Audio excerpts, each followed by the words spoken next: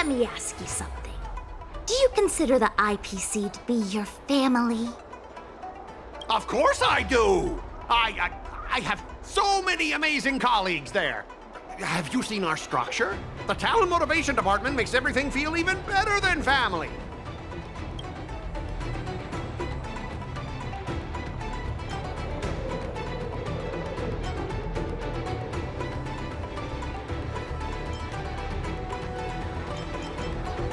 Think about it. You consider the IPC your family, but does the IPC consider you a family member? You love the IPC, but does the IPC love you back? Does the IPC love me? The IPC is not a person. It doesn't have to love me at all. Then the IPC isn't your family. Stop lying to yourself. I heard even the lowest ranking Pierpoint folks feel proud of the IPC's success and wealth. But when you really think about it, how much does the IPC's success and wealth have to do with you? Of course it has something to do with me. Then tell me, which of the IPC's achievements can you personally take credit for? I was involved in the Owl Room Alley investment project. And right now, I'm in charge of these transport ships. They may not seem like big things, but they can't be done without me.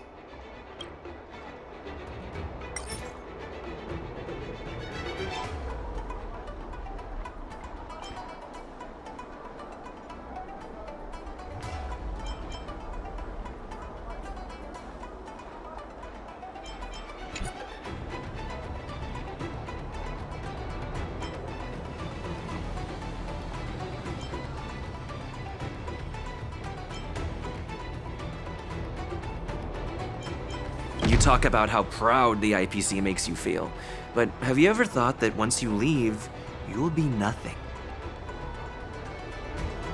I'd be Skott, former employee of the International Peace Corporation. Listen to yourself. That's how you want to be known? Is your name just an appendix to the IPC? Do you find it hard to fall asleep without scrolling through your phone? Do you hit the snooze button every morning? Do you feel useless at work hearing your bosses complaining about your incompetence? Enough! Stop it! When you actually think about your life outside of work, only one word pops into your head, doesn't it? Overtime! Please, just stop it! Please! You know, based on my work philosophy, I don't want to say you're not important.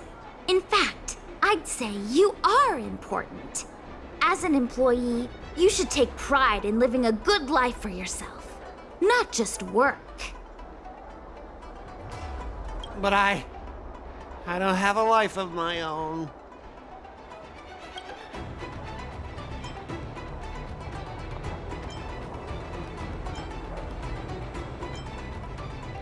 Scott, have you ever thought about slowing down and exploring things like tea and tea culture? It could be a new hobby and a whole new way of life for you. But I'm not interested in tea. It's important to learn to enjoy the simple pleasures in life. You might discover a new interest if you just give it a try.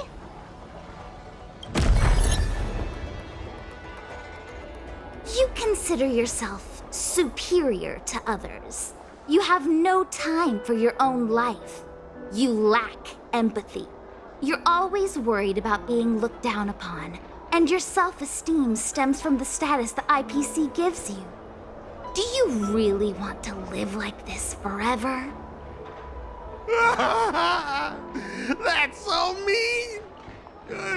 Just an ordinary person struggling, trying to survive. Don't you feel a twinge of guilt saying nasty stuff like that? Of course I do. Because I'm just an ordinary person too. Now, Skott, welcome back to the world of ordinary people. Mengming, the owner of the Sleepless Earl, went to great efforts to set up her shop. All so that workers like us can catch a break and find some joy in our lives. What makes you so different from her? How would you feel if you worked so hard to create something, only to have your boss wreck it and overwhelm you with unreasonable demands?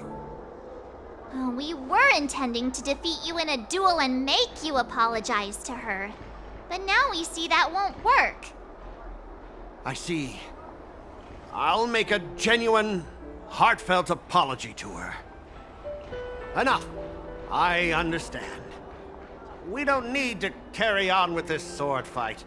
I'm going to apologize to the owner of the Sleepless Earl, and to everyone fully living their lives.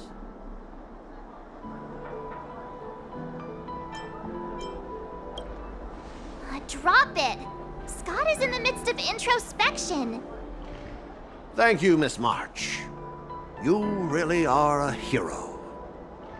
Starting tomorrow, I'm going to be happy. I'll have some tea, read the paper, and explore the universe. Okay, without further ado, I'm going to apologize to the owner. Thanks. You've given me a lot to think about. As for this lousy job at the IPC, well, it's time for some serious contemplation. Catch you later.